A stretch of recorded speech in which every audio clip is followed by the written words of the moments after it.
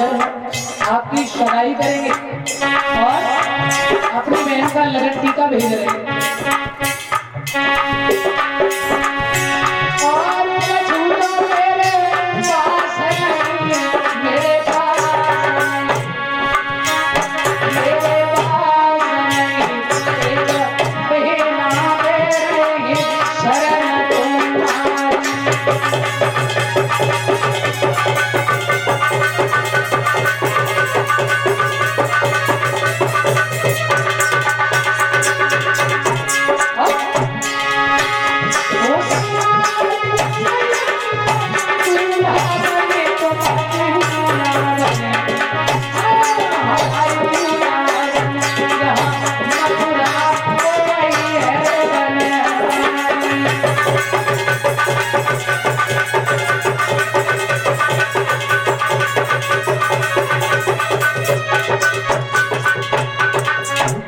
पत्र लिखा, नाई ब्राह्मण को भेजा है, ध्यान रखना। जैसे ही नाई ब्राह्मण गए चंदेरी में, शिशुपाल ने आदर सत्कार किया। कहां से आए? कुंदनपुर से। क्यों? टीका लगन। शिशुपाल तैयार हो गए। अच्छा, रुक्मिणी के संग साथी होगी? बोले बिल्कुल। तो भैया नाई ब्राह्मण का बड़ा सत्कार किया, विदा किया और कहा भाभी से जाके भाभी दूल्हा बनाओ। भाभी बोली लला टीका में लगन कहाँ जाओगे? बोले शादी करने जाएंगे। कहाँ? रुक्मिणी के साथ। भाभी ने कहा लला पागल हो गए, वो कन्हैया के चरणों की दासी तुम्हारे साथ शादी कैसे करेगी? वो बोले कुछ भी सही, देखो चिट्ठा आया, निमंत्रण आया, भाभी दूल्हा बना रही और समझाए लला मान जाओ मत जाओ, अशुभ हो रहे।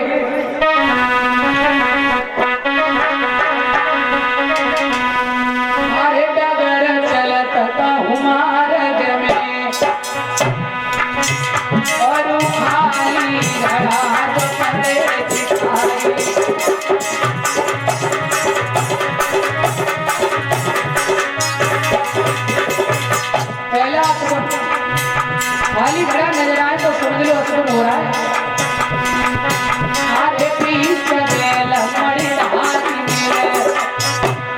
मड़धारी नाम अरे पीछ गेल मड़धारी में और रास्ता पाते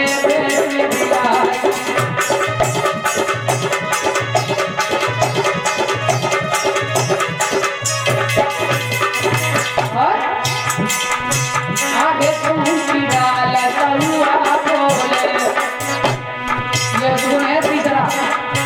आगे सूखी डाल कौआ बोले और मार्ग में पुष्पार चलेगा।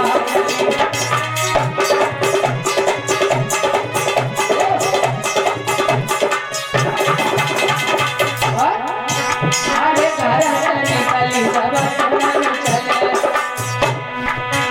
अरे घर से निकली सब कुमर चले और पत्नी देवे बीच पहाड़।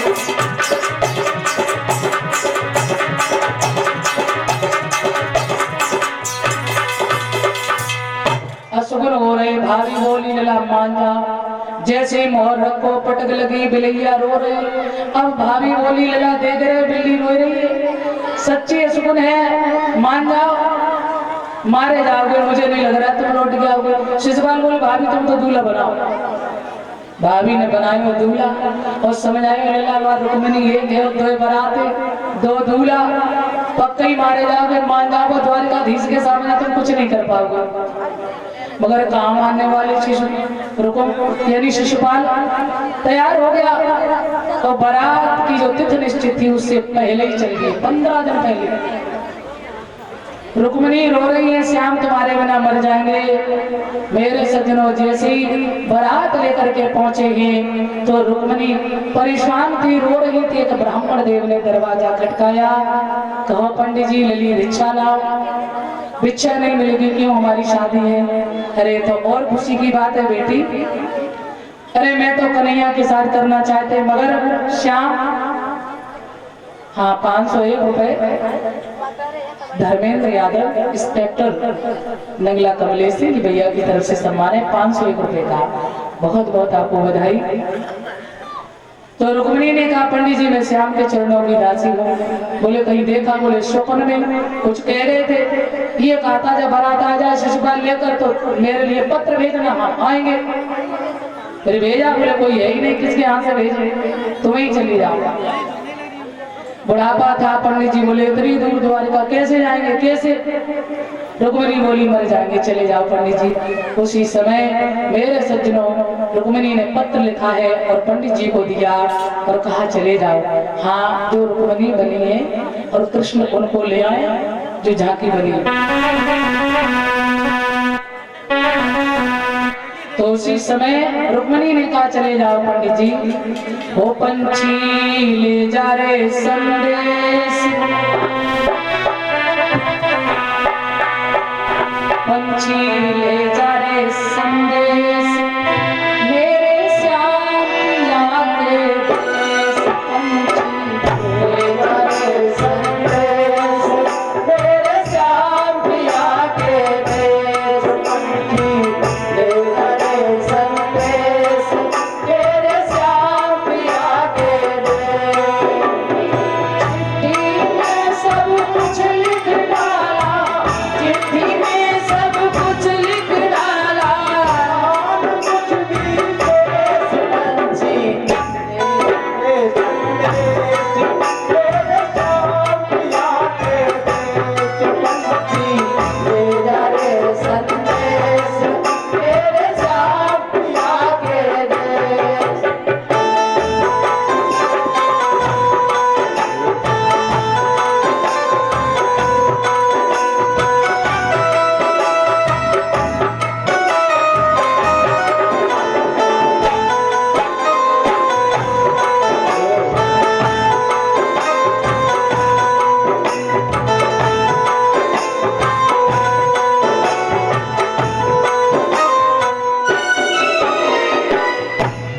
रुक्मिणी रो रही है, पंडित जी चले जाओ।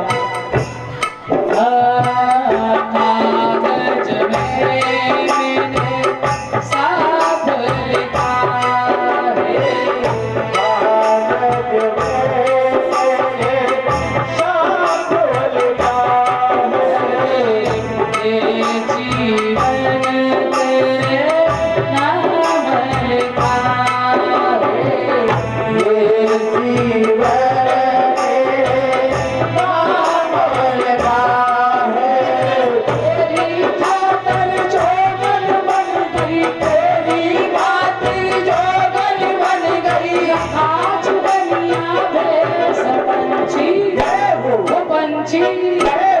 पंछी ले जा रे संदेश, मेरे श्याम पिया के देश। पंछी ले जा रे संदेश, मेरे श्याम पिया के देश।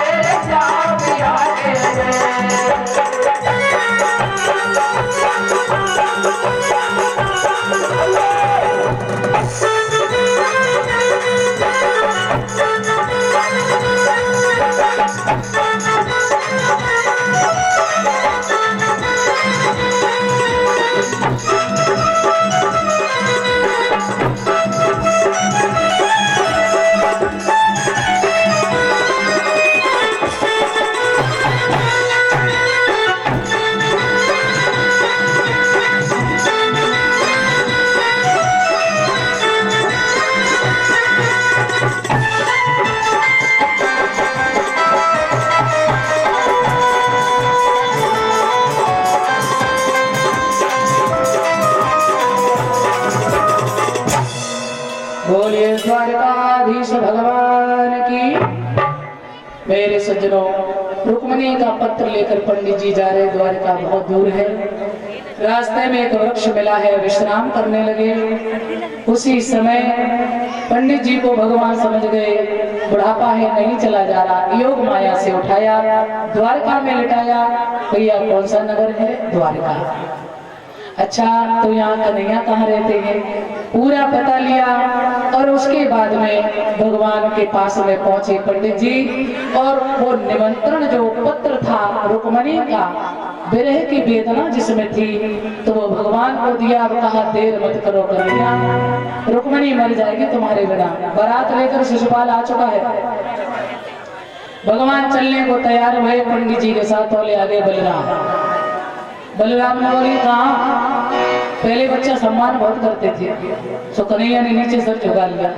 कहीं नहीं, वहीं जा रहे हैं। कहाँ? वहीं। कोई नाम नहीं है क्या? बोले वहीं। पंडित जी बोले साफ चौनाए बोल दे रहे कि मैं वहां जा रहे रुक्मिणी के संग ब्याह करेंगे। बलराम समझ गए, अरे वाह, इसका मतलब मेरा कन्हैया बड़ा हो चुका है, जरूर जाना चाहिए। मेरा कन्हैया किसी राजकुमार से कम नहीं है। सेनापति को इशारा कर दिया, कोई दिक्कत ना हो, जाओ इनकी सुरक्षा रखना। भगवान को लेकर भगवान रथ में बैठाकर पंडित जी को लेकर गए। इसी के साथ 501 रुपए का सम्मान नाथुराम नंगला कमले 501 रुपए से सम्मान कर रहे। भगवान आपको बहुत बहुत बधाई दे, सदा आगे बढ़े। कुंदनपुर जाए, रथ को उतारो है।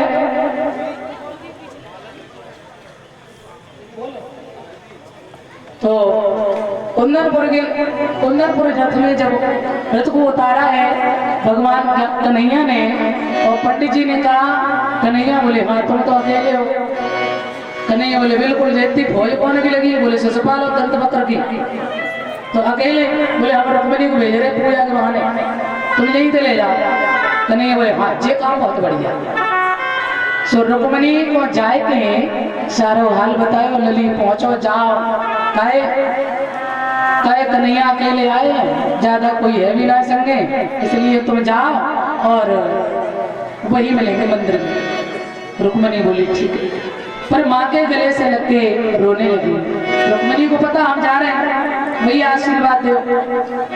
जा रहे हैं, माँ ने आशीर्वाद दिया। माँ को तो पता ही था, पिता को भी पता है, बस रुक्मिणी नहीं जानता। मेरे सज्जनों, रुक्मिणी जा रही, बलराम देख रहे हैं। धीरे धीरे रुक्मिणी चले धरी रे भैया चंपकल,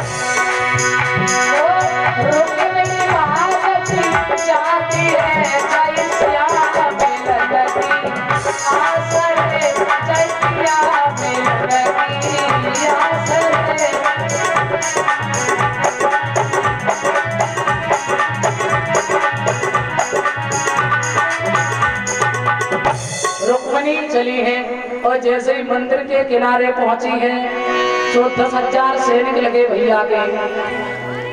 एक ने कहा, अब कन्हैया ने देखा कि रुक्मिणी आ गई, ध्यान देना। अब भैया रुक्मिणी अंदर इंतजार कर रही, मेरे श्याम कहाँ है, श्याम कहाँ है, प्रतीक्षा कर रही, कहाँ है कन्हैया। और कन्हैया ने प्रवेश किया सैनिकों के बीच से। तो एक सैनिक है और कहा जा रहे, सो कन्हैया हंसे। सुखदेव जी कहते हैं परिचय सावधान, जैसे कन्हैया हंसे तो मोती जैसे दांत भगवान के चमके। ऐसा लगा करंट लग गया हो हृदय में। जितने पहरेदार, जितने सैनिक खड़े थे भगवान की हंसी को देख के मोहित हो गए। अब रोकना तो भूल गए, बस देखे ही जा रहे, टकटकी लगाए। अरे वाह बड़ा सुंदर है, मुस्कुराता बड़ा सुंदर है, मोती जैसे दांत है, पता नहीं कहां से आयो। कोई मुकुट देख रहा, कोई पीताम्बर, और भगवान सीधा मंदिर में रुक्मणी ने बरमाला पहनाई और रुक्मणी को लेके भगवान चले। अब एक सैनिक बोला पता नहीं कहां से आया, पीताम्बर तो बिजली को मात कर रहा है। एक बोला ये छोड़, गले में बैजंती माला देख कितनी सुंदर है। एक बोला ये छोड़, कमर में फेंटा देख कितना सुंदर है। सब सुंदरता ही देखने में लगे, भगवान रुक्मणी को ले जा रहे। एक बोला जोड़ी बहुत सुंदर है। अरे वाह, और भगवान लेकर रथ में बिठाए और वहां से चल दिए।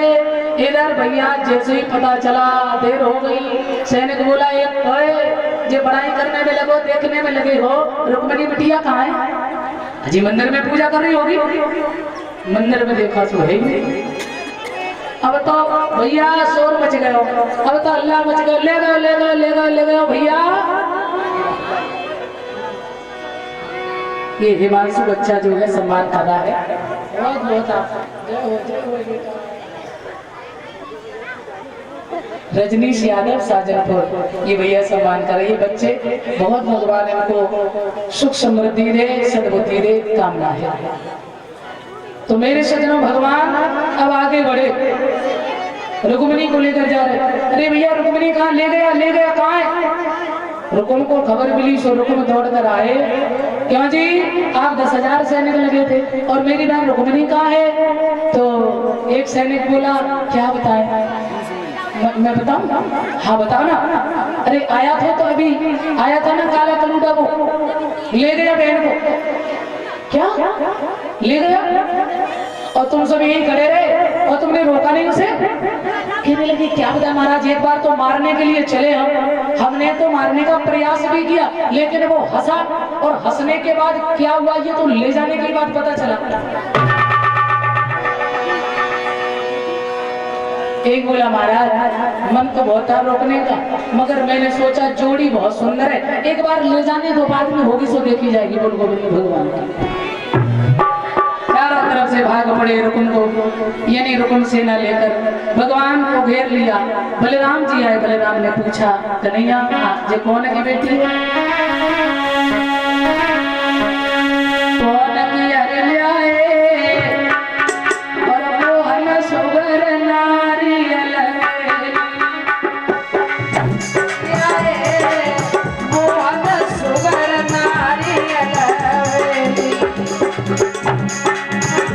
बोले कौन की बहन कौन की बेटी, कौन की बहन कौन की बेटी, बोला अरे पाप कमाए आए मोहन सुगर नारी अलवे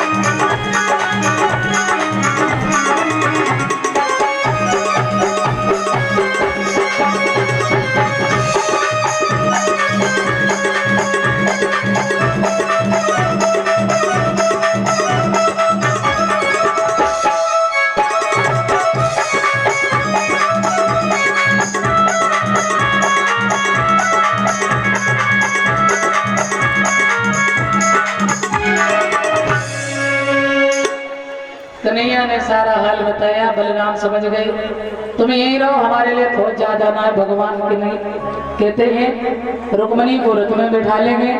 और इधर बलराम ने प्रवेश किया, सारी सेना को परास्त किया और रुक्मणी को लेकर जब चलने को तैयार हुए, राजा भीष्मक ने कहा, पुत्र ये मन की मलिनता को खत्म करो, रुक्मणी लक्ष्मी है और कन्हैया के साथ विवाह होना ही चाहिए। वापस लेकर आए तो कहते हैं बड़े विधि विधान से भगवान बारात लेकर के आए हैं और पहला विवाह भगवान श्याम का रुक्मणी के साथ में हुआ है। और आपके सामने झांकी है कृष्ण और रुक्मणी की।